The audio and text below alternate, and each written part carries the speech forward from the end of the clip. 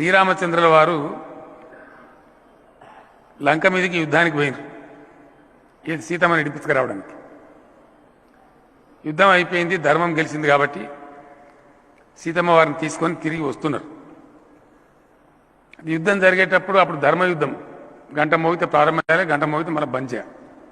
రోజు సాయంత్రం బంద్ చేసేవాళ్ళు. సమీక్ష చేసుకునేది ఎట్లా ఉన్నారు ఏమైందని.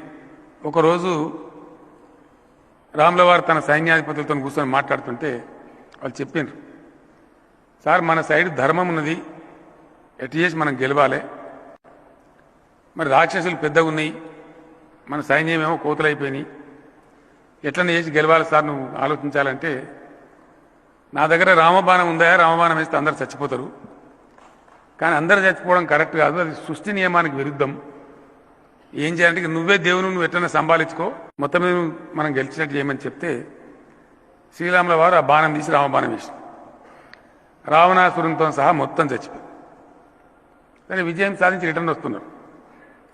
కొద్ది దూరం వచ్చేటప్పటికి మధ్యలో ఎవరైతే సగం ఆయుష్తో చచ్చిపోయినటువంటి అర్ధ ఆయుష్తో చచ్చిపోయినటువంటి రాక్షసులు ఉన్నారో వాళ్ళందరూ ఎదురు తిరిగింది. అయ్యా శ్రీరామచంద్రమూర్తి, మరి నువ్వు రామబాణం వేస్తేవి, దాన్ని గౌరవించి మేమంతా చచ్చిపోతుంది, మరి మా సగమాయుష్ సంగతి ఏంది? ఏం పర్వాలేదు, కలియుగంలో మీరు ఊరుకో నలుగురు చొప్పున కొట్టి మందిని మీక్కొని తినండి,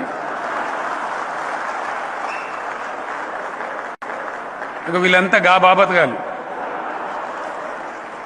తెలియక మనుషులను మనం అనుకుంటున్నాం.